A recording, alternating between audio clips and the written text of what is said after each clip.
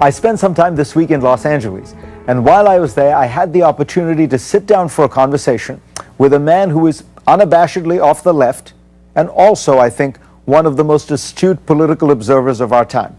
Not a columnist, not an academic, but a man who plies his trade as a comedian, Bill Maher. He is, of course, the host of HBO's Real Time, and HBO and CNN are both owned by Time Warner. We met on his Real Time set, and things got real, well, really quickly. Bill Maher, pleasure to have you on. Pleasure to be here. Whatever happens with this election, the big question I think we are all still trying to puzzle is how Trump, why Trump? What is your explanation as to why Donald Trump erupted onto the political scene the way he did? Well, you have to look at the people who voted for him. I mean, it's depressing to think that you share the country with so many people who you share nothing with. You know, Donald Trump is a reflection. And what we learned is that there's a lot of vulgar, tacky, racist people in this country, more than I thought. I knew there was some. But it's the proverbial lifting up of a rock. And what we found when we lifted it up was a basket of deplorables. And I know they hate that term, but if the basket fits, and it does. There are a lot of people who talk about the economic anxiety, the dislocation, the pain. In your last monologue, you don't buy that. Well, I mean, we found out it was a myth. I mean, the typical Trump voter in the primaries made, I think, $72,000. They're not hurting economically like they say they are. No more likely to be hurt by trade or immigration. No more likely to be out of work. You know, the base problem is that they live in this fact-free bubble. I mean, if you've ever seen one of his rallies, it's just a completely fact-free assessment of this country, the problems facing it, and his always constitutionally impossible solutions. It's funny, the internet was supposed to make us smarter, but it just served as a seal for knowledge to get in. The perfect example of that is he keeps citing these online non-polls as polls. Oh, yes. I mean, it's like we won all the polls. He said this week that ISIS was not only going to take over their part of the world, but take over America. You know, back in the day, if you were in the John Birch Society, you had to go door to door with pamphlets and you have to talk to people or whatever. Now they're right on the chat room. You can just spew your nonsense, and there's lots of people who that's what they want to hear and they want to believe, and so they do. So we live in this element where it's not even a race between ideologies anymore. It's not Republican and Democrat or conservative and liberal. It's reality versus alternative reality. This reality of their own choosing. And to make it even worse, they don't care about lying. Lying, bold-faced, caught on tape lying, is no longer a deal breaker at all. They don't care. They don't care. They know or they don't know. It doesn't matter to them. He's their guy. How much of Trump's success is that he comes from this much larger world than the political world, the world of celebrity? I remember reading this thing by Josh Raymer who said, if you had said to somebody 2 years ago, there's this one candidate who's got 2 presidents in his family, he's got an amazing Rolodex, he'll raise $50 million in the first month or two, and there's this other guy who's got 10 million Twitter followers, who's going to win? And was the guy with the Twitter followers.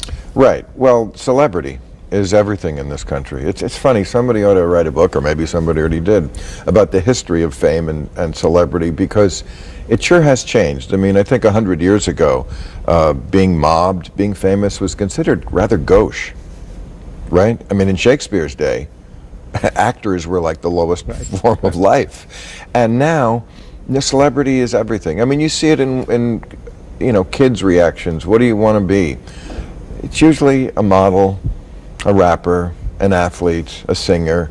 You know, I mean, there's a lot of talk in this country from people about you can always live your dream, kids.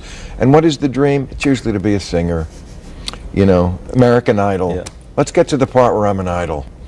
Not a lot of Doctors Without Borders. I mean, some, but there's way too much emphasis on that. And so they think a celebrity is the best thing you can be. It's certainly not held against Donald Trump by his fans. And there's no distinction between fame, notoriety, and celebrity. Right? Yeah. It's all the same. You're famous. Yes, famous, the best thing.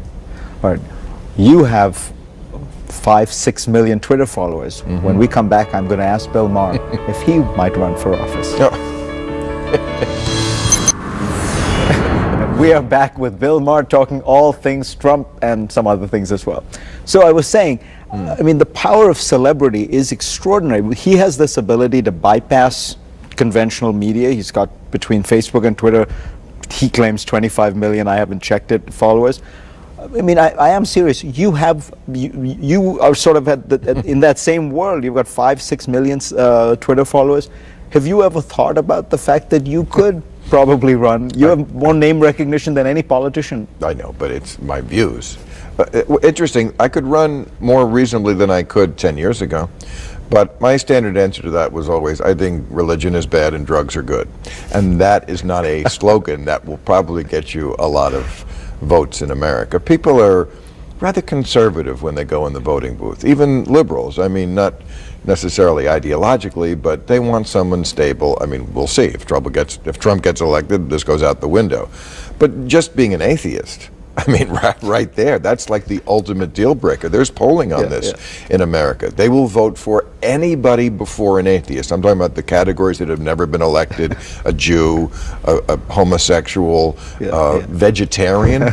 They hate vegetarians, and they will even vote a vegetarian before an atheist. That's rock bottom. So, and nor would I ever want to. Oh my gosh! I mean, to be restricted in the ways you have to be.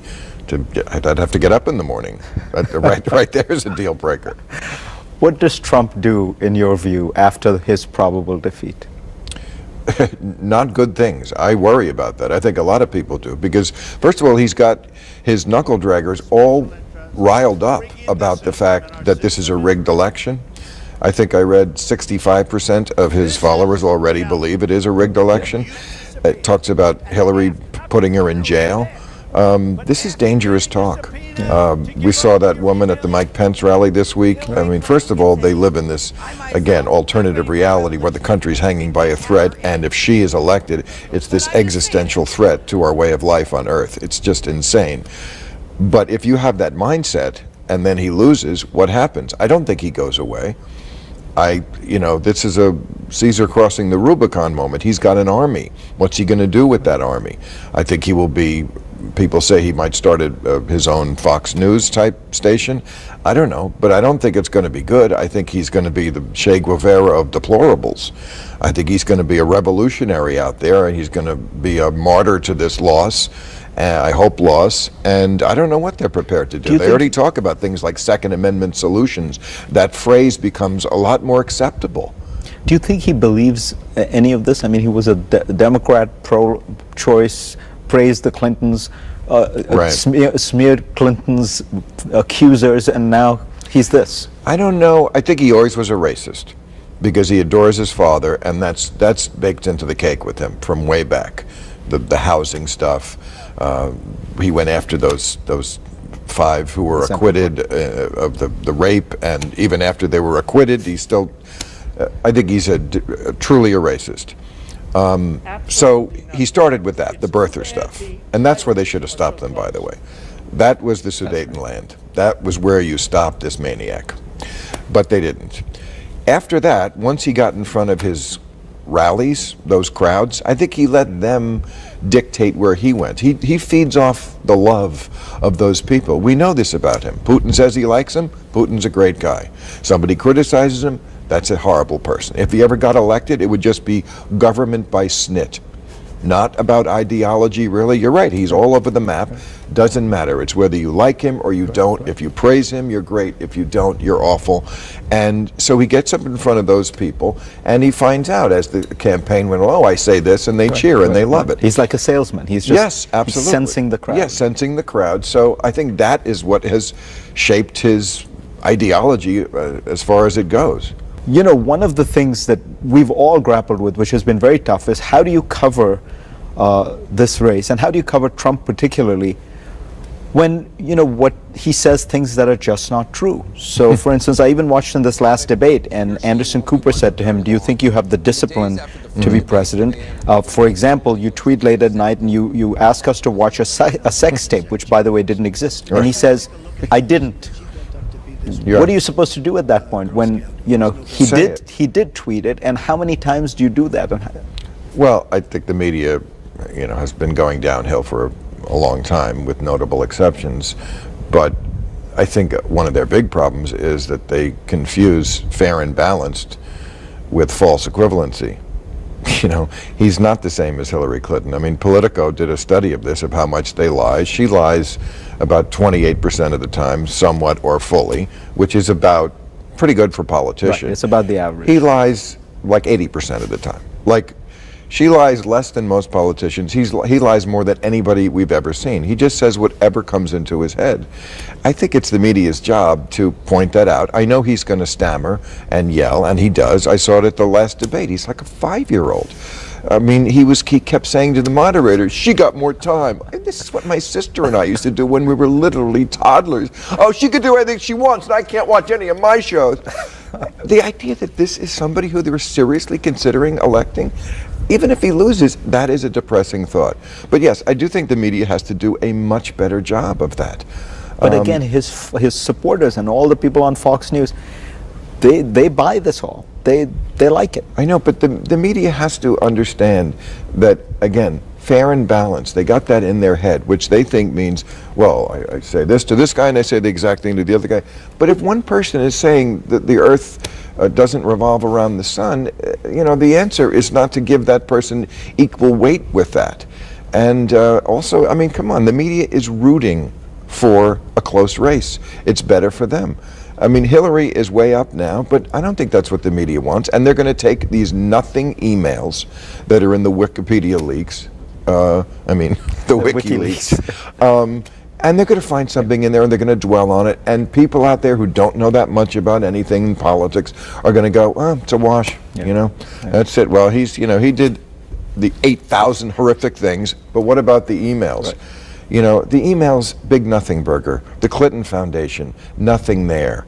God forbid they get caught helping people overcome diseases, as opposed to Donald Trump's charity, which was basically a slush fund that benefited one orphan, Donald Trump. And people think all these things are a push. The media has to take some responsibility for that. All right, when we come back, I'm going to ask Bill Maher whether it is possible to be a comedian with Hillary Clinton as president. Hillary, I love her, but just not good at this. Just not good at camp. I mean, in 2008, she lost to a black man with a Muslim name. Now she's losing to a 74-year-old Jewish socialist. I mean, Hillary, we're making this as easy as we can for you, but you're going to have to help a little. That was Bill Maher on his HBO show Real Time, talking about Hillary Clinton in February. Have his views changed? Listen in. So, who is Hillary Clinton really? I mean, one of the things people wonder about is, who is that person behind this, what seems like a programmed facade? I don't find her to be this mystery that people... I mean, she's been out there for this long. Look, she's certainly shell-shocked from 30 years of being attacked. I don't think it's anyone who's ever been more scrutinized, over-scrutinized. I always say she's like a black driver in a white neighborhood, and the police are the Republicans. They keep pulling her over, and they keep having to let her go. So obviously she's guarded. Maybe she's that way from the beginning, from her upbringing. But I can't blame her. And I mean, we're starting to read all the emails. There's nothing in there. They reveal what she is, a government nerd who never stops working, the kind of person who knows details, who believes government can do good. And I just think that's exactly who she is. She's someone who wants to roll up her sleeves and make a problem better, like Bill Clinton said at the convention. I don't think there's much more to it than that. I certainly don't see a scary person. She's a centrist. The idea in their minds that she's going to change the country very much is crazy. Bernie has moved her to the left to a degree. That's good. But she's not going to rock the boat. And what's so ironic is that he's the big businessman. They love him because he's rich. And of course, if you're rich, anything you say is brilliant. But he's the one who's going to lose everybody their money. I've been saying this for a long time, and now I see business people are saying it too.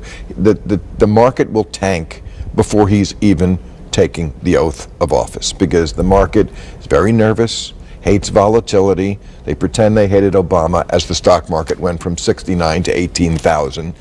But they loved him, really, because he's calm. He doesn't rock the boat. He's steady. And the market loves that. And Donald Trump is just the poster boy for volatility. And if Hillary Clinton is as dull and stayed as you say, yeah, it'll be tough. How are you going to make jokes? I mean, look, we always can make jokes. Every time there's a passing of the guard. I remember when Bush left office, all the media called all the comedians and said, will there ever be anybody as fun? Well, of course, you know, the Republicans, first of all, will be who we make fun of mostly, even though they're not the president, as they haven't been. Somebody always steps up. I mean, a George Bush goes down and a Sarah Palin steps up, and then a Ted Cruz, a John Boehner, I mean, Donald Trump. I mean, these people are the evolutionary chart in reverse. It just always gets worse, and I have no doubt that there are people who will step up for the Republican Party who will make my job easier if I'm here when I'm 110, which I hope to be. Bill Maher, pleasure to have you on as always. Pleasure to be here as always. Thank you. Thank you so much.